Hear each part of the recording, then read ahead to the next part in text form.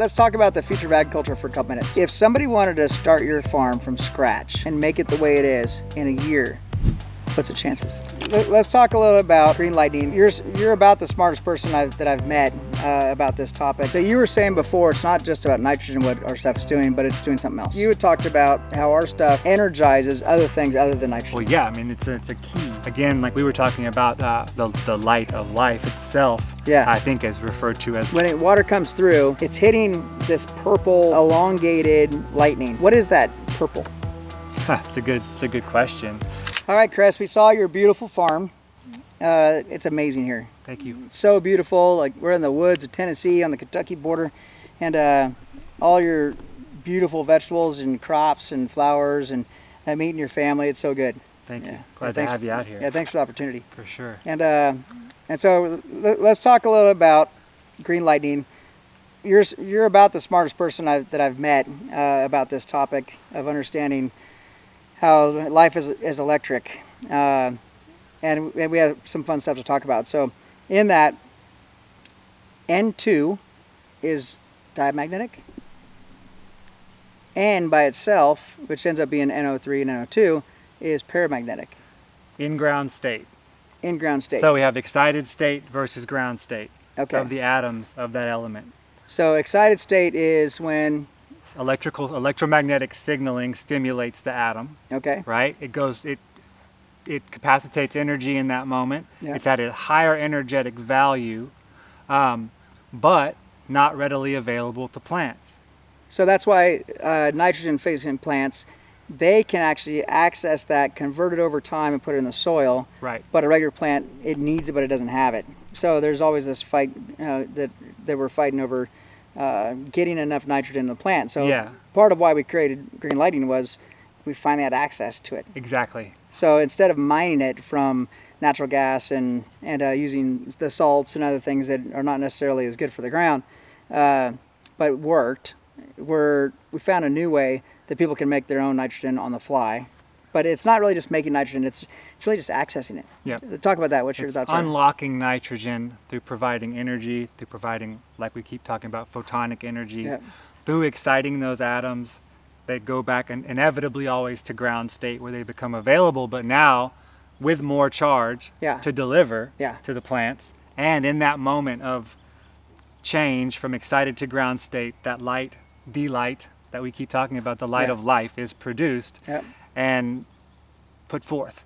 And that's really what the roots of plants, Dr. Phil Callahan spoke on light to roots, talking about this exact principle. And like when we talk about the nitrogen, so as it goes back to that ground state, you have a release of energy, and then you also have it become available at that same moment. So if you, what about when we spray our stuff directly on the plant, foliar? I mean, to speak on it, you are going to absorb those elements like nitrogen that you have unlocked. Yeah. But beyond that, you're going to have other elements unlocked, micro elements, trace nutrients. You're going to have a general vitality raised because you're providing more energy to the cells via that increased ATP. Yep.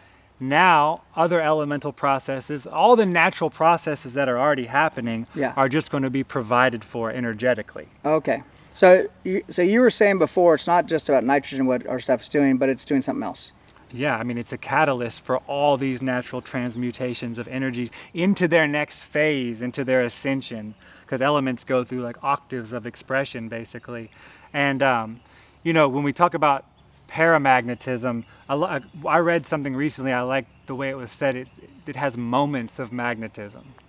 So it's not always attracted, it has moments of magnetism. Okay. Versus ferromagnetic, which is always. Yeah, so that's like a normal magnet. Yeah, normal magnet. Yeah. Because even if you crush up a highly paramagnetic material like basalt or granite and put a magnet to it, some of that material will stick and some of it won't. Then you can take that same material, and in a moment later, some of that same material that stuck won't stick, and some of the material that didn't stick will. Oh. You can always see it's changing. Yeah, and so you can, and then again, you can even use ferromagnetic metals with paramagnetism because the ferromagnetic metals amplify the magnetic flux. Oh, okay. So that's That's that little spark you're talking about. Yes. And then again, like we were talking about, the light of life itself, Yeah. I think is referred to as a zinc spark when it comes to conception. Yeah. And that's that implosion versus explosion. Yeah. The creation versus the destruction. So That's why I think the Big Bang was sold to us so heavily. yeah. So creation in general, in Genesis it talks about let there be light, and then but there was no sun or moon or stars for 3 more days. Yes. What was that light, do you think?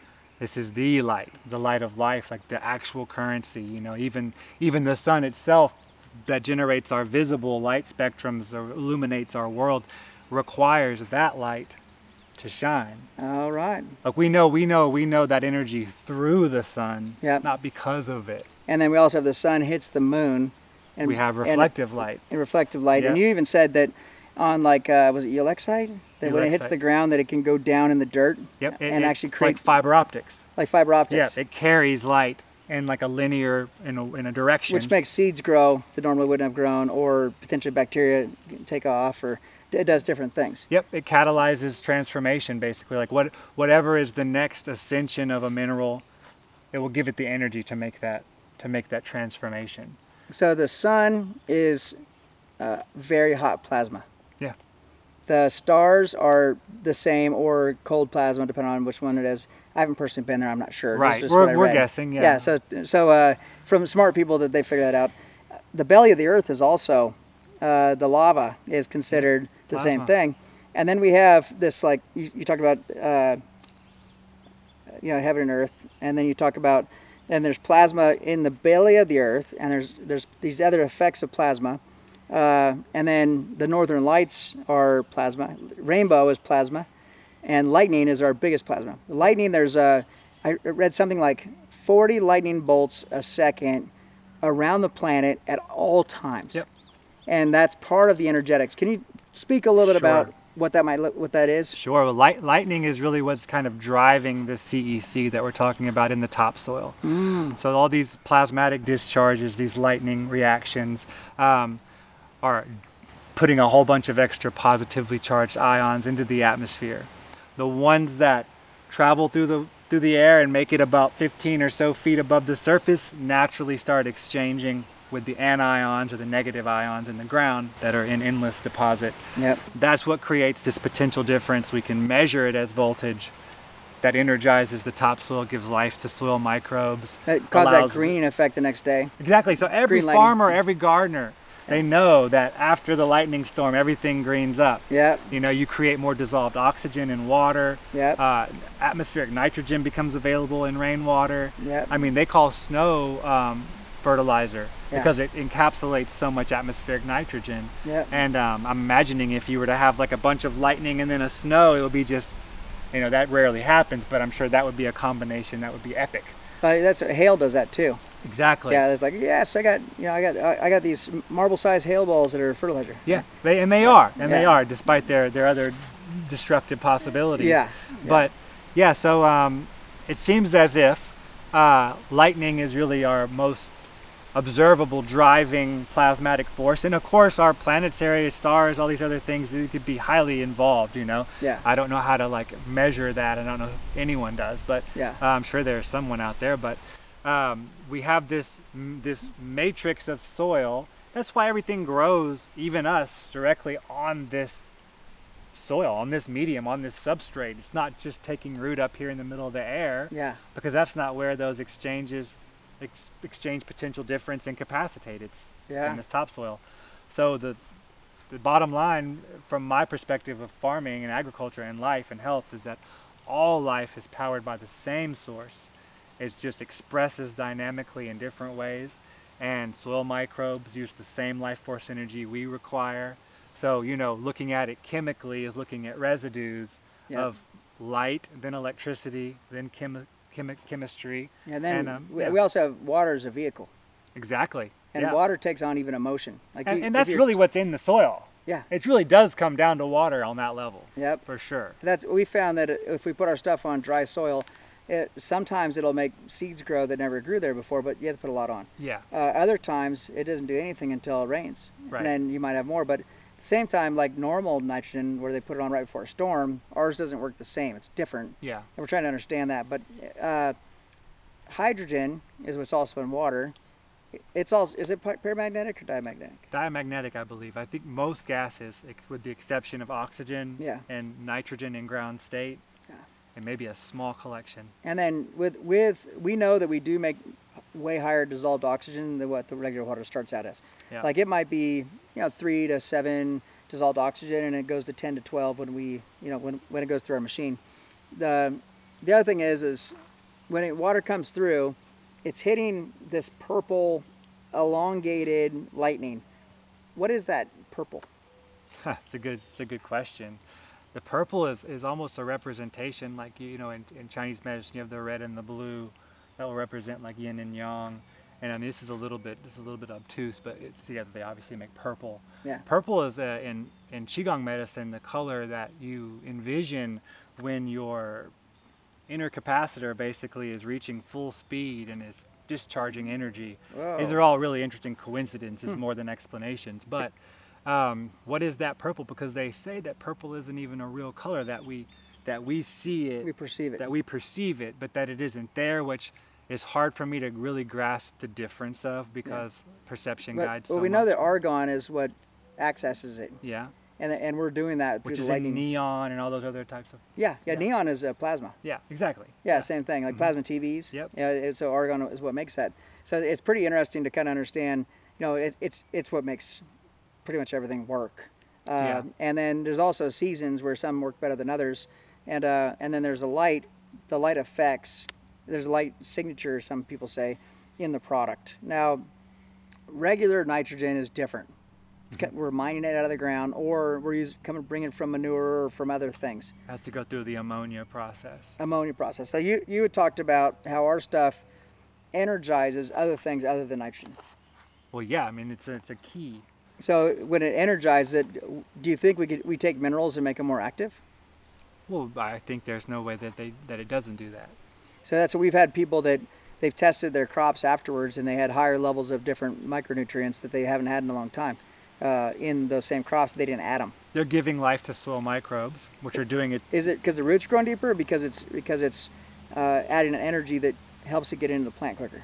I'd say it's the increase in the life force of soil microbiology, the increase in ATP, Yep. and basically the hastening of processes Yeah. that just makes things to appear. So vigorous. bacteria, fungi are maybe delivering because they've got more energy to do it. The nitrogenase enzyme Yeah. is produced then in abundance. Certain minerals like moly would be one that, Molybdenum, yep. yep, Yep. that's a vehicle Yep. to get more nitrogen in the plant. Yep. Yeah, pretty interesting. So going back to it on a simpler level, is plasma is kind of that first light. It's considered the fourth matter, Fourth stage or fourth state. and fourth stage, and we're using it to grow crops. Do you think that people still need to add more nitrogen later, or do you think they get enough just by using ours long term? It's a good question. I feel like that comes down to like humus and like how much organic material your soil has, which is a huge factor. We did find that if it's sand, Yeah. you need to add more of our stuff to make it work. If it's Yeah. higher carbon, Yeah. then it works a lot better. Yeah. Because you're sequestering Yeah. with the carbon, Yep. and you're providing humic and fulvic acid, which are the other kind of unlocking key to transmutation of minerals and making them available.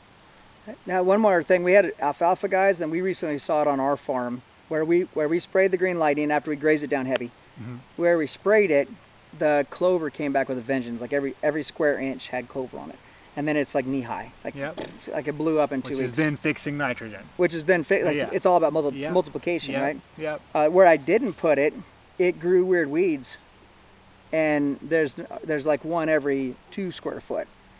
What do you think's happening there? It's a kind of entrainment. It's a kind of energetic entrainment of the soil. So talk about entrainment real quick. Entrainment is kind of like, I always use this silly metaphor of big bank takes little bank. Kind of, like the higher vibrational charge can entrain or encourage a lower vibrational entity or material to come to its level, let's say, and it can raise and stimulate it to vibrate like it does. So if you have a vibration, let's say even, this is very vague, but we know like the fundamental hertz frequency of nitrogen, 1014 hertz, that's like a fundamental nitrogen frequency. Okay. And that can be used in the same exact ways, but that gives you an idea of like the oscillating nature of nitrogen on a fundamental level. You can then raise something like a soil or a water, and this is done in radionics a lot, to copying one thing to another, potenizing a water or a substrate. You can then entrain or teach the other atoms, would be in soil or water, to vibrate at that same rate. And if it's vibrating at the rate of nitrogen, what it will produce is nitrogen. Just like when we vibrate at love, we show love, we vibrate. So like disciples. Exactly. Like one got trained. There you go. Beautiful. And then that one goes and makes disciples more. And then Green lightning speaks on the mountaintop, and the soul. It's like sourdough, too. Precisely. Right? Or kombucha or something. Yeah. Yeah. So in meat we called it backslopping. A mother. Yeah, a mother. This is a great way to put it. Yeah. So it's interesting we call it a mother, but and mother's most productive, right? Yeah. So your multiplication over time. Where right now we extract and we try to put it on there, but we're not multiplying after. It's like once it's used, it's gone. Yes. And we're requiring more energy really to get the nitrogen out of the thing that we put in there for nitrogen. Yeah, we're talking about that with livestock feed, right? Yeah. Like if you're after the nitrogen, why do you need everything else for it? Exactly. Yeah. Exactly. And if you don't, like where the electroculture helps, if you don't have the power supply to convert ammonias to nitrogen because you have inactive soil microbes and a lack of nitrogenase, then you have an overaccumulation of ammonia. What that does is causes bad pest problems because the plants in that heavily ammonia soil put out an infrared light spectrum that the pests see as a calling card, as a host. They're like, hello, come eat me. Yeah, we're weak, or we left our car unlocked and there's a laptop in there, to a thief. So it's like, it's a bad look, and then subsequently those pests spread the soil-borne disease, and here goes our domino effect. Oh, so the same multiplication backwards if you don't do it right. Exponentially benevolent or detrimental. Yeah. Yeah, that seems to be the case, because on a farm, if you let something slip, and you don't immediately try to get a grasp on it, whether it be pest, disease, whatever, that's going to be detriment. It's going to keep spreading. Oh yeah. Like there's no. Yeah. Then before too long, everything's done. Everything's done. Yeah. Yeah, and you're out. Yeah. Yeah. We don't want that. No. So let's talk about the future of agriculture for a couple minutes. It's 2025 right now. It's almost July. Your son is 15. Yep. I've got several kids that are all kinds of ages. Do. And so if we're thinking about the future of food, and we're thinking about health and strength and ability, but we're also thinking about like what the future of agriculture looks like. So monocrops versus everything else. Let's just say we're doing monocrops smarter, and the year is usually I say 2035. Let's go 2050. What does agriculture look like in 2050? Like how are your grandkids farming in 2050? I think what I see is a combination of the old and the new. I see keeping the traditions that work and not keeping the dogmatic traditions that don't work, that are built in the greed system. I think ultimately for it to change en masse, we're gonna have to find paradigms like we are working on that exist and are productive and yield, that are outside of the greed-based system. Yeah. Outside of the ties with pharmaceuticals. The food is the new medicine. So you're looking at it like that. You're looking at it like, okay, from this food, I'm going to get my food, my medicine, and my enjoyment from food. The right amount of enjoyment from food, So we have so we're not spending as much money on chemicals. And maybe you don't need to eat as much either. Yeah, because you're healthier. Some of it's like nutrient density, some of it's a culture of overeating. And we have those two things at the same time, which kind of cause this extra bad disaster. Yeah. Because ultimately, if people were eating bad stuff, maybe eating less of it, you might not even have as bad. I mean, it would still be bad, but so I'm seeing like the need for a little less because it's nutrient dense. People, hanging on to varieties and not, small farms like mine can afford or thrive on not monocropping. Yeah. I thrive on not being one. Yeah.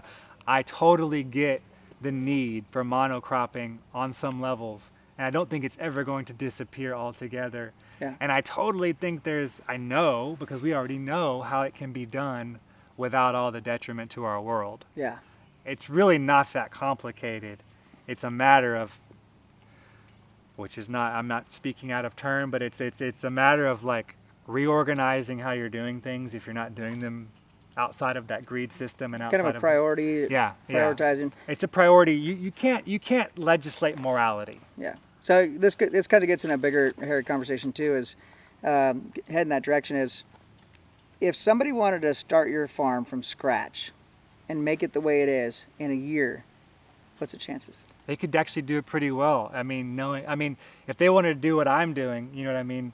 Just because there's... You said you had like 3 years of pain. I had more like 5 years of pain, and then a few years of kind of like stuff seemed to be opening up. Yeah. And then the last many years have been quite lovely. Yeah. As you learn how to, a lot of it's the farm and the terrain, and a lot of it's internal. Yeah.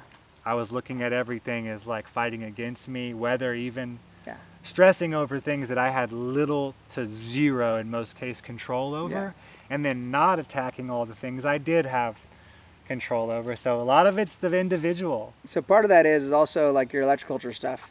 Yeah. And choosing what you did, but you've tried a lot of things that most people haven't tried to figure out how to grow the kind of crops you're growing, and that's a huge use for somebody that wants to get into farming. Yes. Or that maybe they already farm a different way, and they're like, you know, if I can make $1,500 on a 100-foot, and I've got a market for it. Yeah, if you've got the market, you can make the money. Instead of having like 20 acres trying to make some kind of money. Yeah. Like or 100. Yeah. Right. So that comes back to priorities. Not everybody's a small farmer. Not everybody's a big farmer. And then timing and temperature. You have a bad year and you're wiped out. Yeah.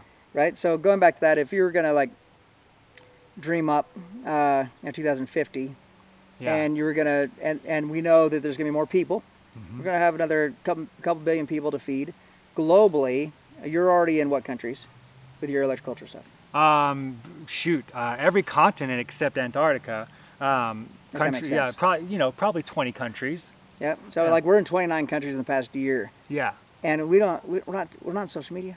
Yeah. We're not. No, I know people. that. I know. Yeah. So so that means the Lord must have got a hold of them, or their buddies told them, and it somehow it's going all over. But going back to that is, I think people are hungry for a next generation, and I don't think people are going to get away from what we're doing today. But we need to feed more people and with less resources, and I think this is a gateway to that. Yeah. So less of the sides, less of the traditional ways of doing things. Do no harm at the base. Yeah. Yeah. Do no more harm. Yeah. Do no harm. Let's make people healthy and strong. Yeah. And then, 2050. Do we have more vertical farms? Have we gotten smarter with the land we already use? Yeah. Can we make more nutrition per acre than we are today?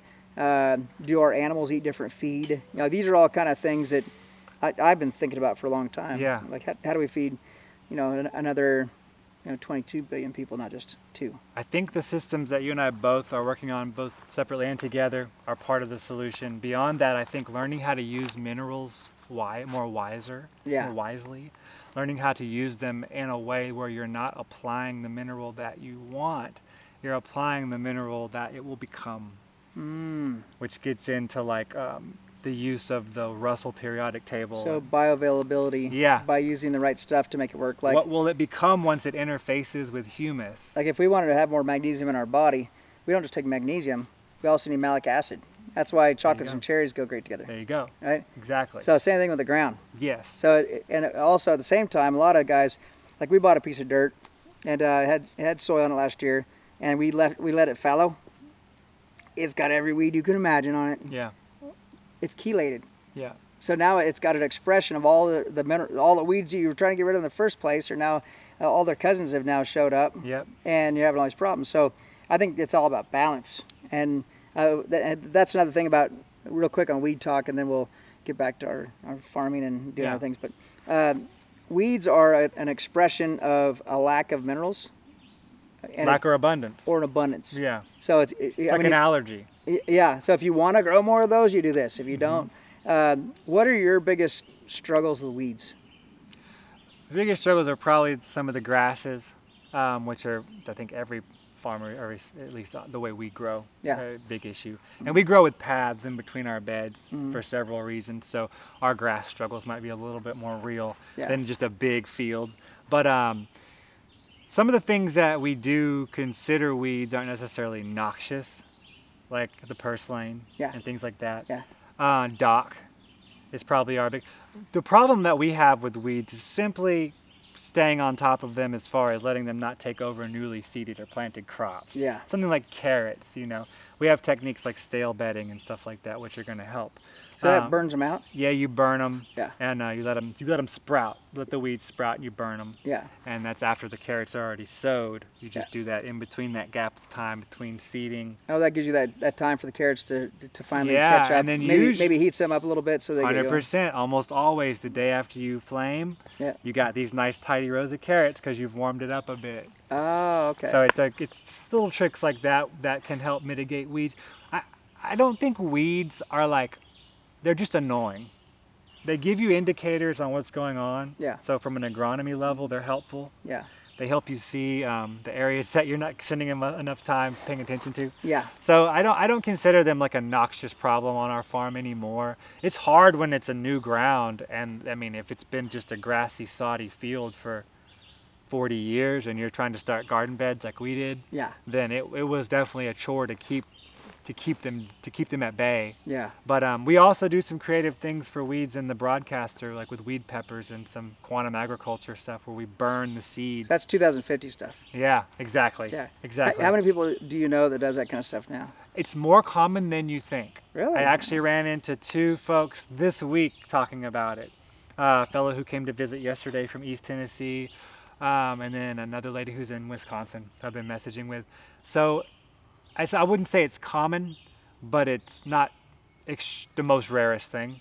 But I'd say a percentage of actual production farmers that do it, that actually sell vegetables or animals or anything for a living, you're talking about a very low percentage. Yeah.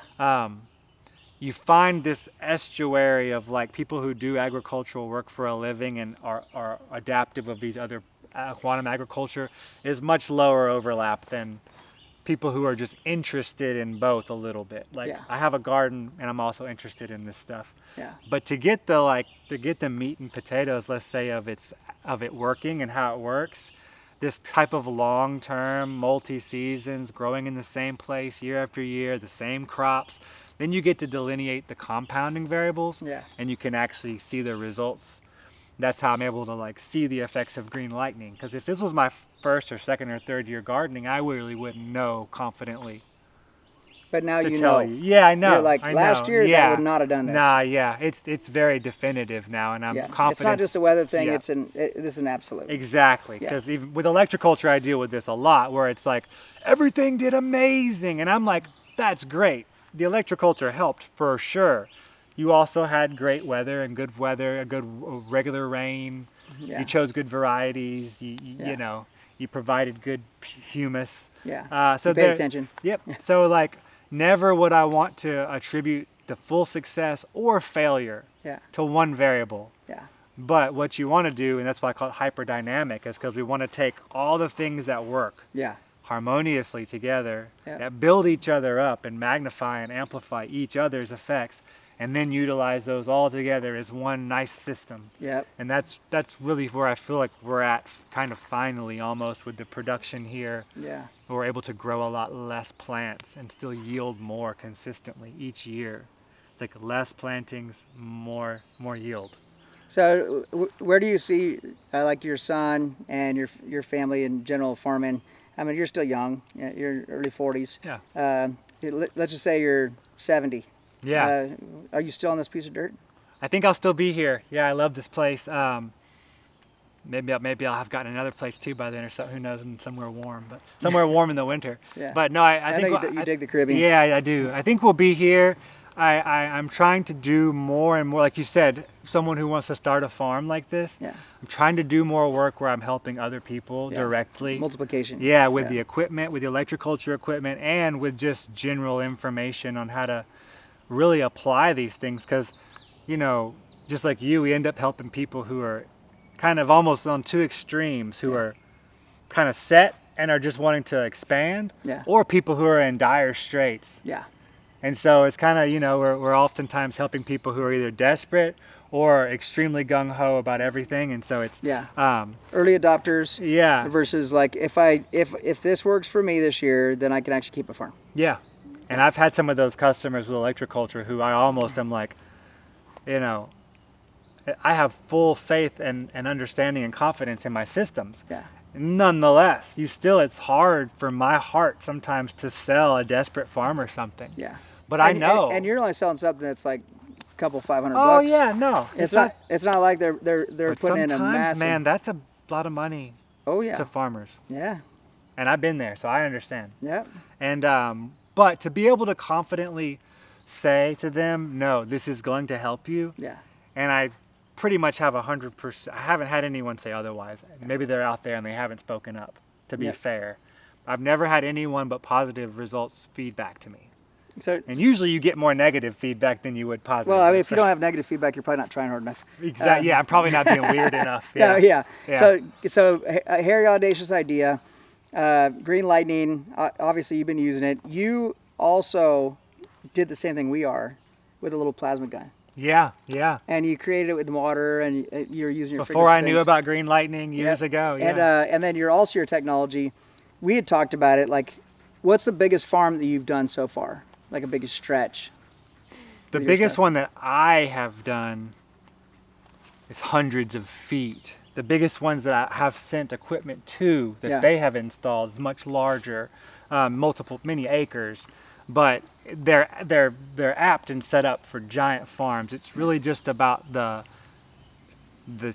technical, the logistics. Yeah. The farmer to be into it. Yeah. But this summer, I believe, is the year to do it, and I have invitations, and we've I spoken think so, on yeah. invitations. Like let's just say we have a customer that's got 10,000 acres in North Dakota, Canada, whatever. Yeah. And they wanted to use your technology, and they would run your electric cords, like just like they're putting fence in, or maybe even drip irrigation or whatever. Yep. Like they're gonna put it on their ground. Let's just say one farmer he just wants to take one strip. You said it's 30 foot wide. Immediate field of influence is about 30 feet east to west. Okay, so east to west, we're gonna go.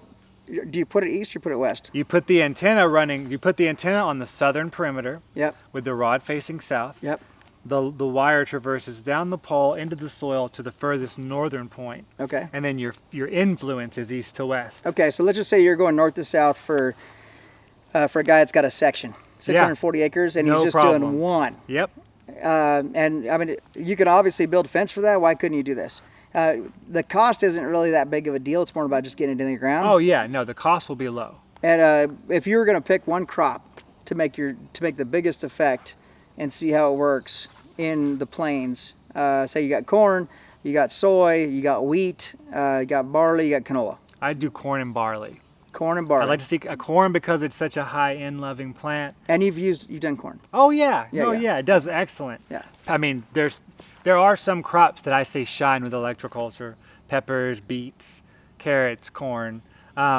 Corn, I would say, just because of it requires a lot of nitrogen. It's a great test to see how you Yeah. can get that CEC up Yeah. and produce multiple ears. And Yeah. although I do believe the multiple ears has a lot to do with the Green Lightning. Yeah. So That was probably a flowering thing, don't you think? yeah, Yeah. multiple flowering sites, and then not having any of those sites rot. Yeah. So you have the double-edged sword. Yeah. You know what I mean? You can get fruits and you can get flowering sites, but Yeah. they can rot. Yeah. Lack of calcium availability Yeah. is how it's put chemically, Yeah. but electrically, Yeah. it's an antagonistic. Oh, It's an okay, got it. antagonistic relationship that involves calcium as the cation. Yeah. So it's using calcium, but Yeah. that's not, like you said, it's one thing that influences another. Yeah. Or it's Bioavailability. the residue or the Using the energy, creating the energy from bioavailability. Yep. Oof. Light providing energy that's measured through volts Yeah. that leaves a residue that's chemical. Yeah.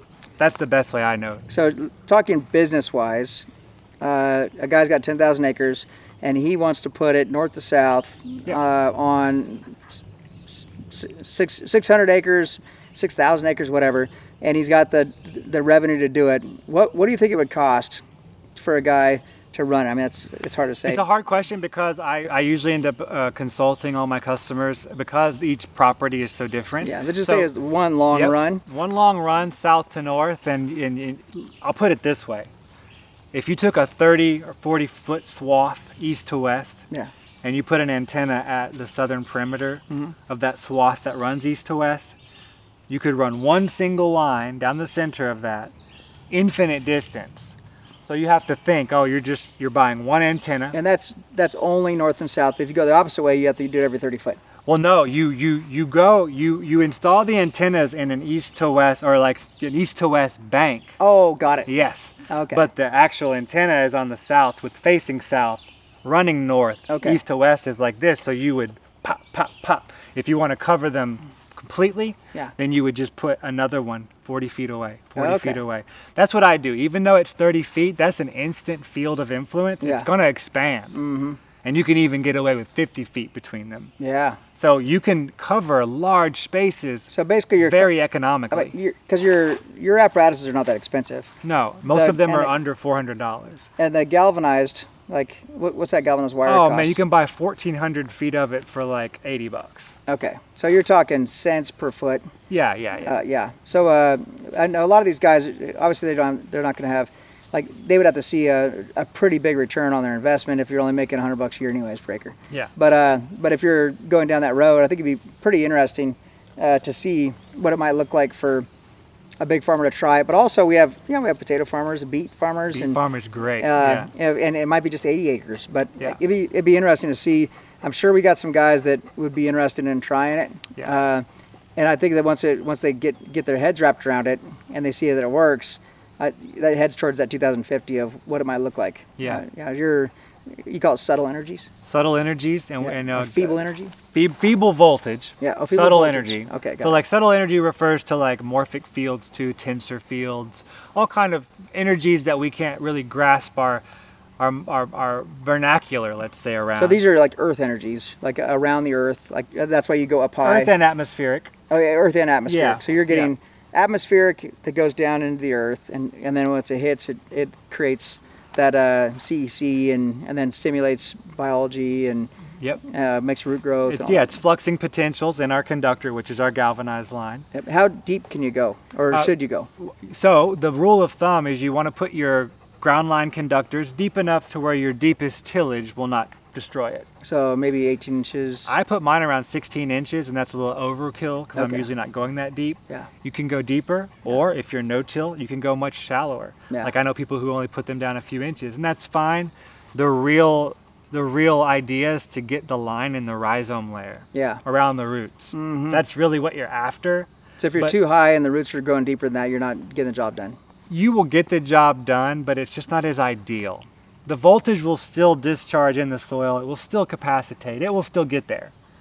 But ideally, you put it as vectorized as possible. We're putting it where we want it. So is the feeble energy stimulating both the aerobic and anaerobic, or really more the aerobic that makes the soil work better? Well, both, just because it also gives life to the microbes. Yeah. So it's both in a sense. Yeah. Yeah. So I know there's a balance, and I know ours reduces overall anaerobic and increases aerobic, and then the aerobic just kind of go nuts because they've got more space. That's how it is in the barrel composting with the antennas. That's exactly what's happening. Oh, okay. Yeah. And you're trying to basically putrefy or transmute those. How much faster does your barrel composting work? Oh, way fast. Is that like double? Fast. Yeah. Yeah. Double fast. Yeah.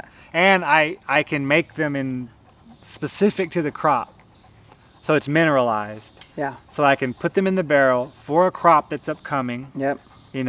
Mineralize it for that crop. Yep. Then connect it to my antennas and colors. And they call it photobiomodulation. I can use color, I can use energy, awesome. I can use light to get the result I want in the compost.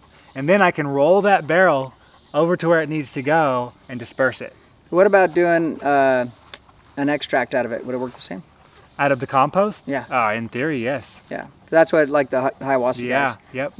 We're talking with them, and I was thinking about your compost idea and like having the super compost and then stimulating it with our Green Lightning, and then putting it on like 15 gallons of compost, 15 gallons of Green Lightning, and Well, I'm putting the Green Lightning with my teas, my compost teas. Oh, okay. Like Yeah. I might make 25 gallons of tea and put 5 gallons of Green Lightning in there, which is going to entrain the compost. What have you learned from that so far?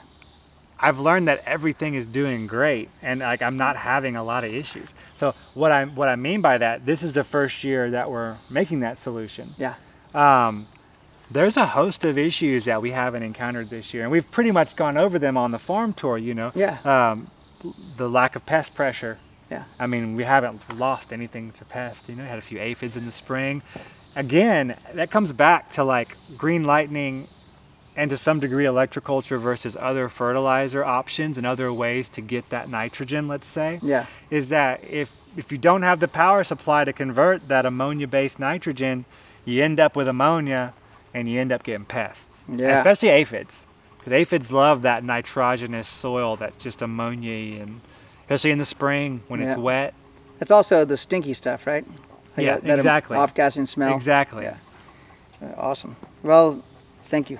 Thank you, Travis. Appreciate you. Yeah, thank you so For much. everything you've done. Much a pleasure, yeah. Yeah, it's so much fun. Figuring out how to feed more people. Yeah, it's a noble mission, and it's a dirty one, Yeah, you know? I will take it. Yeah, we'll take it. Yeah. All right. Thanks, man.